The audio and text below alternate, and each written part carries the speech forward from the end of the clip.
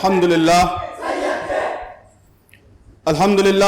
الحمدللہ رب العالمین وبہ نستعین علی امور الدنیا والدین والصلاة والسلام علی اشرف المرسلین نبینا محمد صلی اللہ علیہ وسلم وعلی آلہ واصحابہ والتابعین ومن تبعہم بإحسان الی یوم الدین فاعوذ باللہ من الشیطان الرجیم بسم اللہ الرحمن الرحیم ومن احسن دینا ممن اسلم وجہہ للہ وهو محسن واتبع ملت ابراہیم حنیفا واتخذ اللہ ابراہیم خلیلا صدق اللہ العظیم رب اشرح لی صدری ویسر لی امری واحلل عقدۃ من لسانی یفقہوا قولی۔ برادر محترم جناب ایس امین الحسن صاحب، جناب سلمان احمد صاحب صدر S I O of India, S I O کے نو منتخب صدر رمیز ای کے صاحب، جنرل سیکریٹری سلمان خان صاحب، صدر حلقہ ایس آئی او کے دیگر ذمہ داران اور علم و ادب کے مرکز اس تاریخی شہر کے محترم سامعین، بزرگوں، نوجوان دوستوں، پیارے بچوں اور محترم ماؤں، بہنوں اور بیٹیوں، السلام علیکم ورحمۃ اللہ وبرکاتہ۔ الحمدللہ ہمارے ایس آئی او کے نوجوان قائدین کی جانب سے اور آخر میں محترم امین الحسن صاحب کی جانب سے بڑی پرمغز، فکر انگیز اور حوصلہ افزا، امید افزا تقریریں آپ نے سماعت فرمائی۔ سب سے پہلے میں بھی اپنی طرف سے ایس آئی او کے نئے صدر کو اور نئے جنرل سیکریٹری کو ان کے انتخاب اور تقرر پر مبارکباد پیش کرتا ہوں۔ مبارکبادی کا مطلب برکت کی دعا کرتا ہوں۔ اللہ تعالیٰ سے دعا کرتا ہوں کہ اللہ تعالیٰ ان کے انتخاب کو ایس آئی او کے لیے مبارک بنائے، تحریک اسلامی کے لیے مبارک بنائے، ان کی قیادت میں ہمارے امیدوں کا یہ قافلہ اور ترقی کرے اور اس ملک میں ایک بڑی تبدیلی کا ذریعہ بنے۔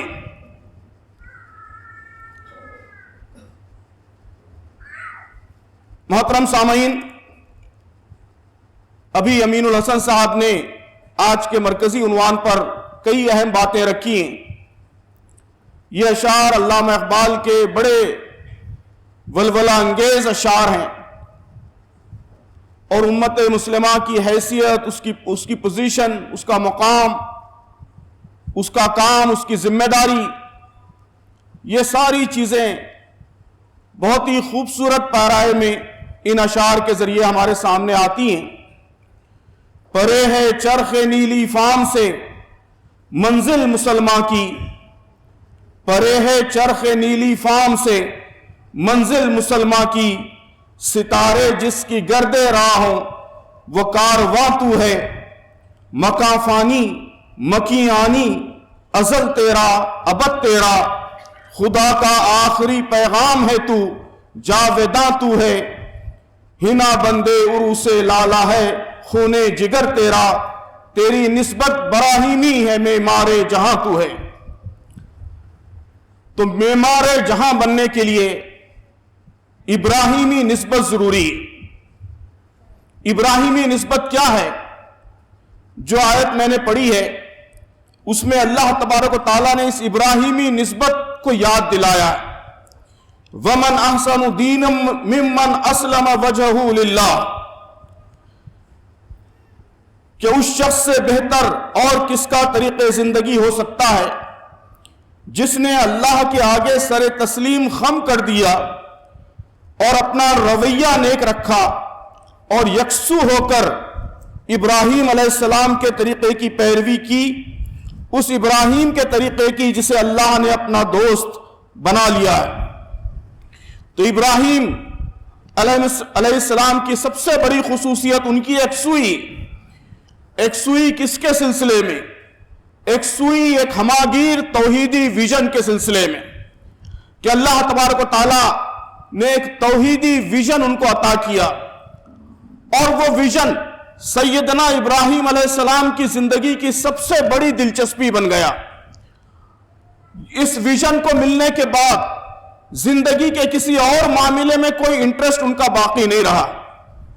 ان کی تقدو، ان کے صبح و شام، ان کے شب و روز، ان سب کی دلچسپیوں کا محور و مرکز یہی ویژن بن گیا کہ ساری دنیا کو اسی توحیدی ویژن کے مطابق عدل و قسط کی بنیادوں پر دنیا کی تعمیر کرنی۔ یہ جنون، یہ دیوانگی، اس کے لیے سرفروشی، اس کے لیے مرنا، اس کے لیے جینا، اس کے لیے ہر طرح کی قربانی، اس کے لیے زندگی کی ساری ساعتیں، یہاں تک کہ جب واپسی کا وقت آ گیا، اللہ کے دربار میں پہنچنے کا وقت آ گیا، تو آخری وصیت بھی اسی مقصد کے لیے، آخری دعا بستر مرگ پر وہ بھی اسی مشن کے لیے کہ اے اللہ میرے جانے کے بعد میری اولاد سے ان لوگوں کو اٹھا جو اس مشن کو جاری و ساری رکھ سکے۔ تو یہ ابراہیمی نسبت ہے۔ جب تک یہ ابراہیمی نسبت نہ ہو اس وقت تک معمار جہاں بننا ممکن نہیں ہے۔ تو محترم بزرگوں اور عزیز نوجوان دوستو، معمار جہاں بننا ہے تو ابراہیمی نسبت پیدا کیجئے، اور معمار جہاں بننے کے لیے میں یہ بات بھی عرض کروں کہ آج سب سے بڑی جو ضرورت ہے محترم بزرگوں اور دوستو اور محترم خواتین، آج سب سے زیادہ اس امت کو جو ضرورت ہے وہ ایک نئی جنریشن کی ضرورت ہے، ایک نئی نسل کی ضرورت ہے۔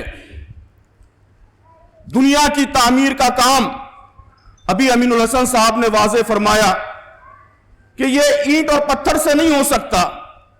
دنیا کی تعمیر کا کام روپیے پیسے سے، وسائل سے بھی نہیں ہو سکتا۔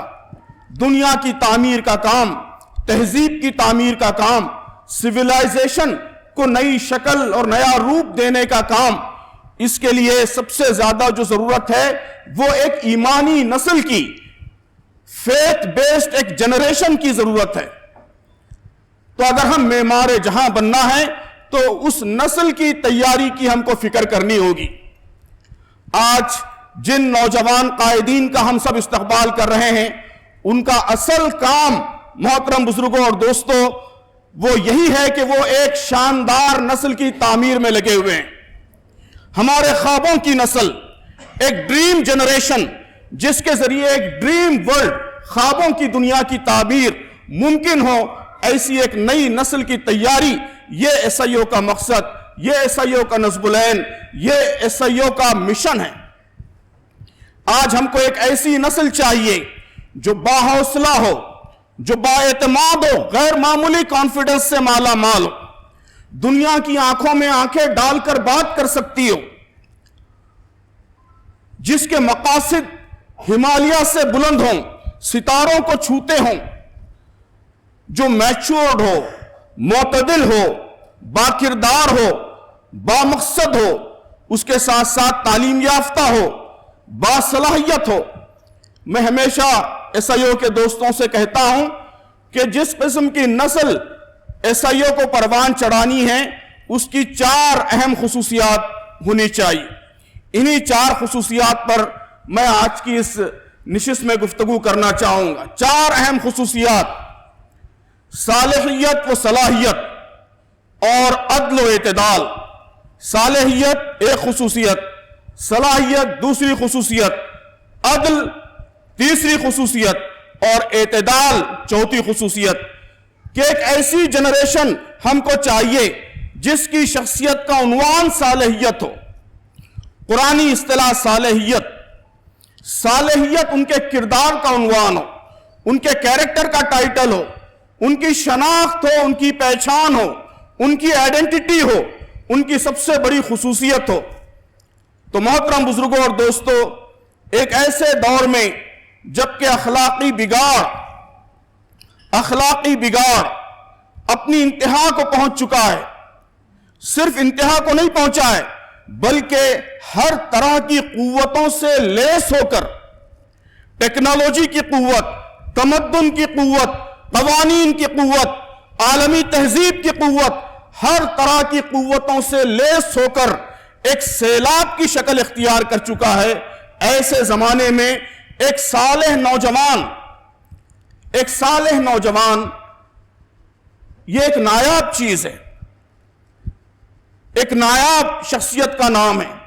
ایس آئی او کا بنیادی کام ایسے ہی نایاب نوجوانوں کی تیاری۔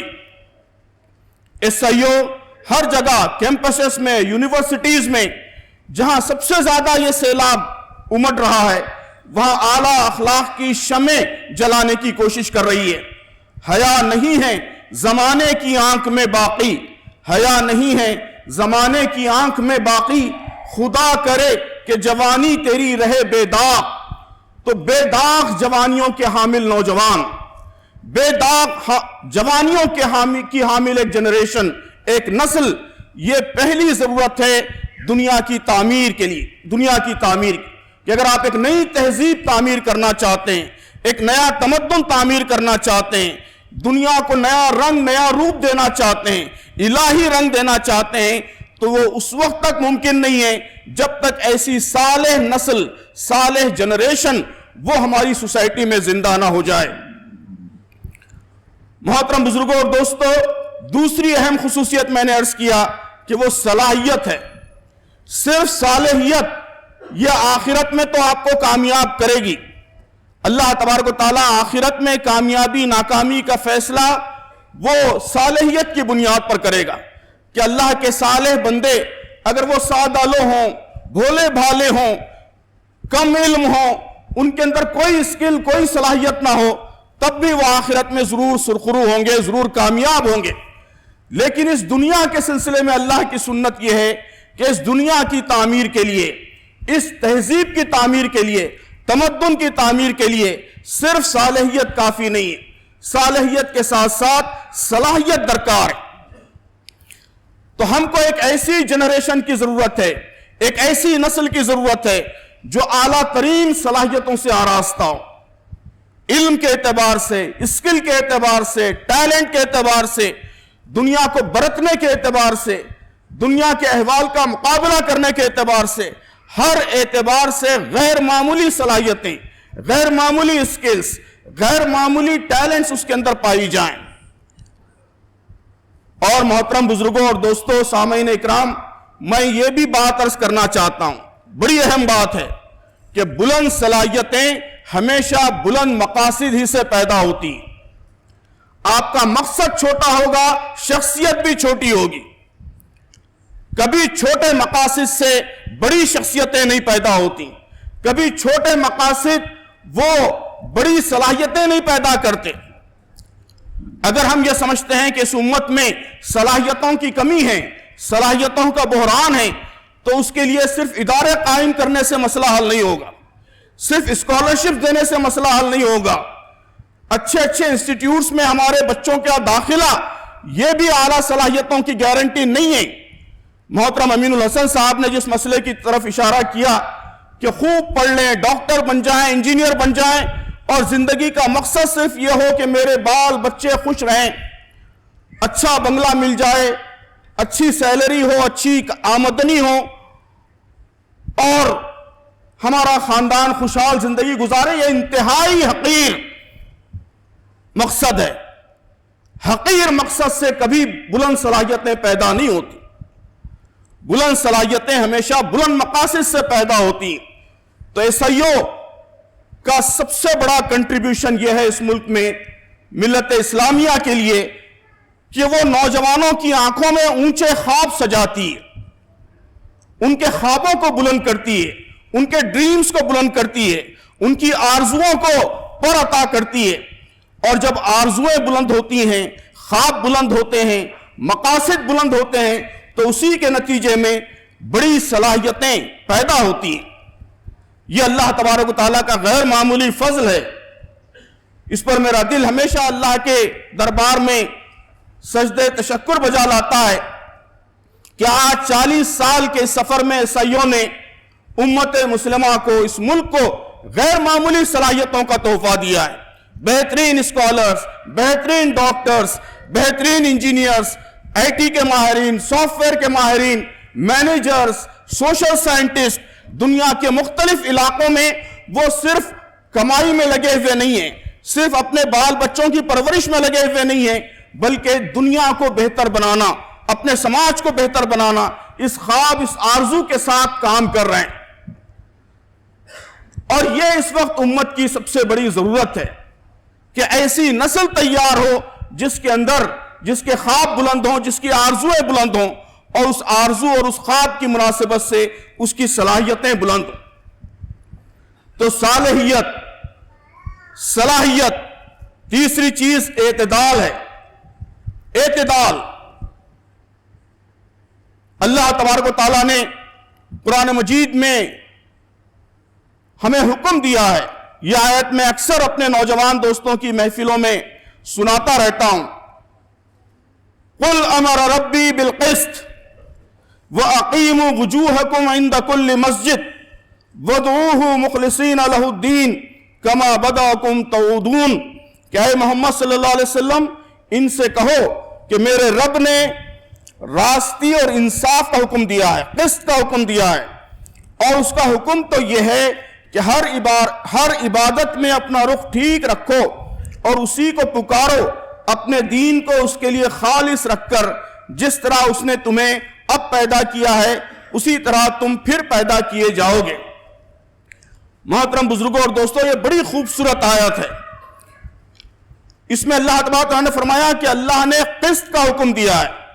مفسرین نے اس کی تشریح بیان کی ہے کہ قسط میں عدل بھی شامل ہے اور اعتدال بھی شامل ہے، توسط، اعتدال۔ اور آگے اللہ تبارک و تعالیٰ نے قبلے کی مثال دی ہے کہ قبلہ، مسلمان جب نماز ادا کرتے ہیں تو قبلے کی طرف بالکل ایگزیکٹ رخ رکھتے ہیں۔ آج ہم اپنے فون میں نماز پڑھنے سے پہلے قبلے کا ڈائریکشن معلوم کرتے ہیں۔ مسجد بنانا ہو، گھر تعمیر کرنا ہو تو پیچیدہ کیلکولیشن سے معلوم کیا جاتا ہے کہ قبلے کی ایگزیکٹ سمت کیا ہے۔ ہم 1 ڈگری بھی ادھر نہیں ہوتے، 1 ڈگری بھی ادھر نہیں ہوتے، بالکل ٹھیک رخ رکھتے ہیں۔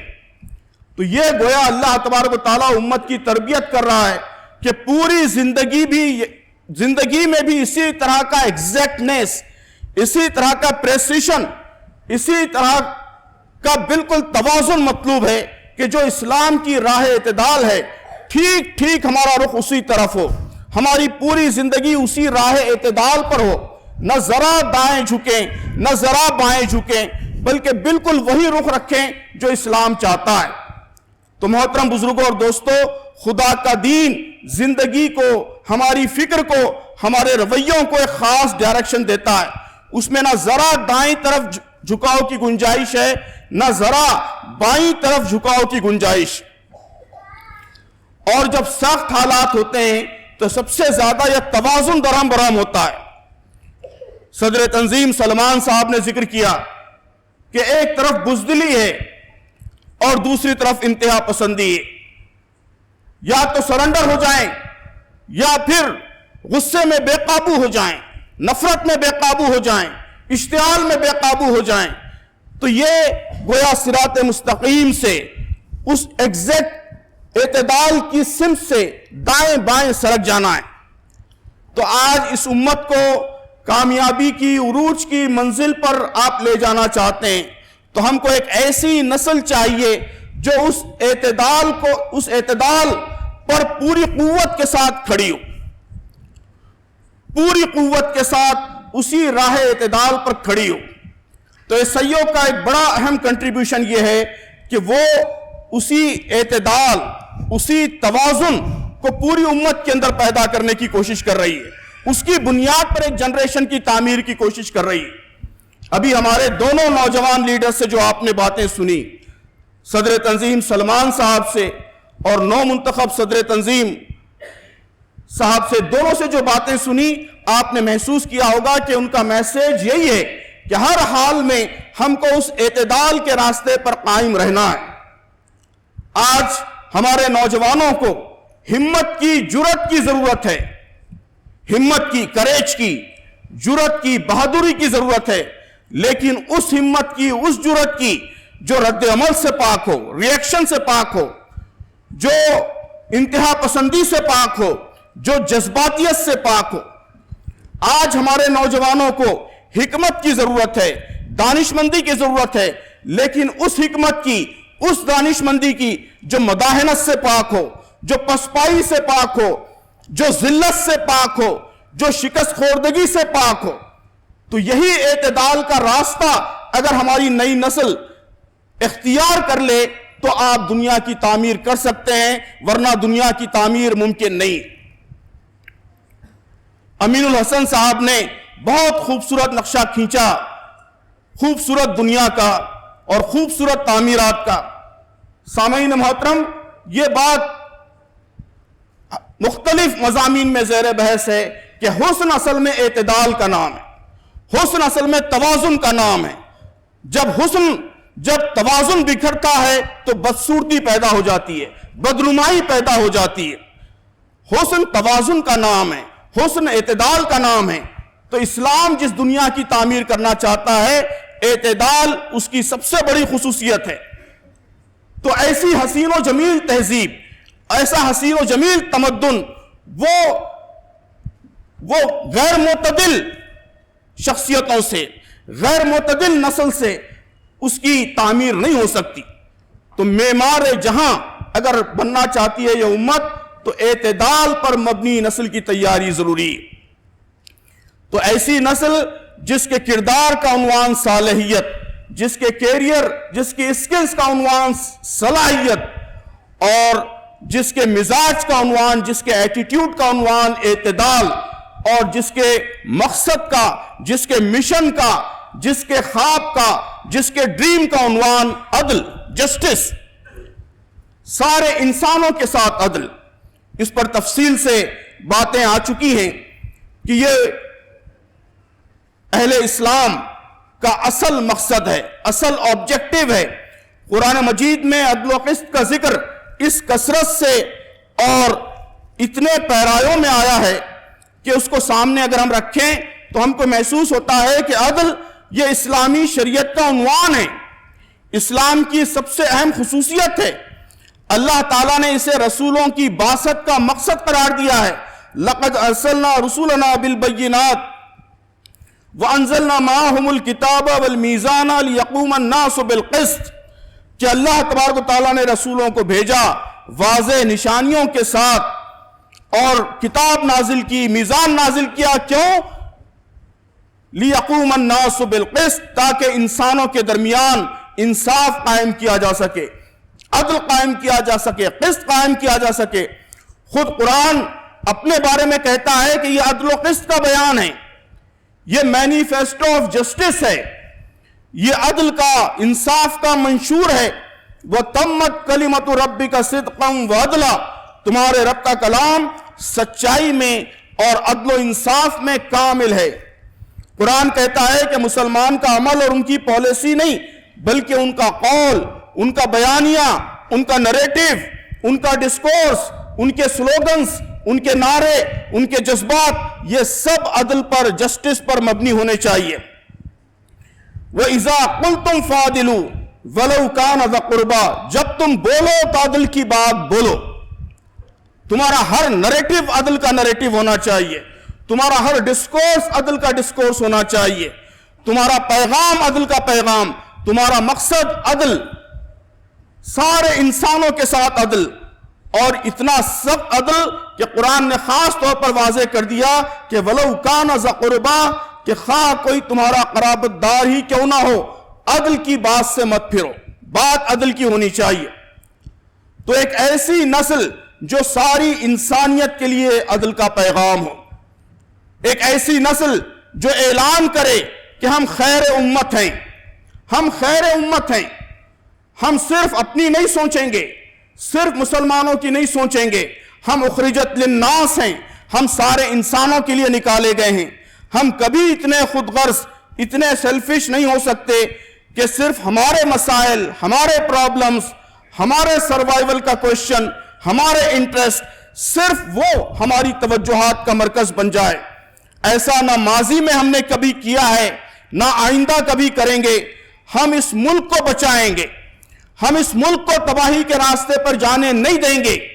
تو ہم کو ایسی نسل چاہیے جو یہ عزم لے کر اٹھے، ایک ایسی نسل جو یقین رکھتی ہو اس بات پر کہ ہم رحمان و رحیم پروردگار کے بندے ہیں، ہم دین رحمت کے ماننے والے ہیں، ہم رحمت للعالمین صلی اللہ علیہ وسلم کے امتی ہیں. ہم اس ملک کے لیے کل بھی رحمت تھے، ہم اس ملک کے لیے کل بھی رحمت تھے، آج بھی رحمت ہیں اور کل بھی رحمت رہیں گے انشاءاللہ. تو یہ عزم، یہ حوصلہ، یہ جذبہ رکھنے والی نسل ہم کو چاہیے. ایسی نسل جس کا عزم ہو کہ ہم قربانیوں کا نذرانہ دے کر اس ملک کو، یہاں کے تمام انسانوں کو بچائیں گے. ان سے سچی خیرخواہی، یہی ہمارا مقصد و نصب العین ہے. ہم ہدایت کی روشنی سے انہیں منور کریں گے. اس ملک کا ہر مسئلہ انشاءاللہ ہمارے دم سے حل ہوگا. ایک ایسی نسل جس کا یہ ڈٹرمنیشن ہو کہ ہم اس ملک کے لیے ایسیڈ بن کر ابھریں گے، اس ملک کے سارے انسانوں کے لیے ایسیڈ بن کر ابھریں گے. تو محترم بزرگوں اور دوستو، ایس آئی او ایسی ہی نسل کی تیاری کا کام کر رہی ہے. اس ملت کی تقدیر کے یہ روشن ستارے ہیں جنہیں ہم سب کو عزیز رکھنا چاہیے. اورنگ آباد کے شہریوں سے میری یہی گزارش ہے کہ انہیں گلے سے لگائیے، ان کے کاموں کو ترقی دیجیے. آپ کے شہر کی ایک ایک گلی میں، ایک ایک محلے میں، یہاں کے ایک ایک کالج میں، ایک ایک کیمپس میں ایس آئی او کو مضبوط بنائیے. ایس آئی او کی مضبوطی یہ ہمارے شاندار اور درخشاں مستقبل کی ایک ضرورت ہے. اپنے بچوں کو پیش کیجئے، اس نسل کا حصہ بنائیے. معمار جہاں کا فریضہ انجام دینے والی نسل کا حصہ اپنے جگر کے گوشوں کو بنائیے. تو مجھے امید ہے یہ شہر آپ کا، یہ مولانا مودودی کا شہر ہے، یہ مولانا مودودی کا شہر ہے. تحریک اسلامی کی آواز یہیں سے بلند ہوئی ہے. آپ کے شہر پہ سب سے زیادہ تحریک اسلامی کا حق ہے. امت کی تعمیر کا فریضہ سب سے زیادہ آپ سے قربانیوں کا مطالبہ کرتا ہے، آپ سے کمٹمنٹ کا مطالبہ کرتا ہے، آپ سے جدوجہد کا مطالبہ کرتا ہے. تو مجھے پوری امید ہے کہ انشاءاللہ ایس آئی او کے سابقہ 40 سالہ سفر میں بھی اس شہر کا بڑا غیر معمولی کنٹریبیوشن رہا ہے. آنے والے دور میں بھی ایس آئی او کے سفر میں آپ کا کنٹریبیوشن انتہائی روشن، انتہائی تابناک کنٹریبیوشن انشاءاللہ ہوگا. آپ ہر طرح ان نوجوانوں کا استقبال کریں گے، ان کی قوت بڑھائیں گے، ان کے حوصلے بڑھائیں گے، ان کی ہمت بڑھائیں گے، اور اس شہر میں ملک کی ایک مثالی ایس آئی او قائم ہو، ترقی کرے، اس کو یقینی بنائیں گے. میں پھر ایک بار اللہ تعالیٰ سے دعا کرتا ہوں کہ اللہ تعالیٰ ایس آئی او کے نو منتخب ذمہ داروں کی طاقت بڑھائے، ان کی قوت بڑھائے، ان کی صلاحیت بڑھائے، ان کے عزائم کو اور ترقی دے، ان کے حوصلوں کو اور ترقی دے، تیزی سے آگے بڑھنے کی توفیق بخشے، مواقع بخشے، راستے کی رکاوٹوں کو دور فرمائیں، مشکلات کو دور فرمائیں. ہر قدم پر اپنی مدد و نصرت ان کے شامل حال رکھے اور اپنی رحمت سے ان کو سرفراز فرمائیں. آمین. وآخر دعوانا ان الحمدللہ رب العالمین.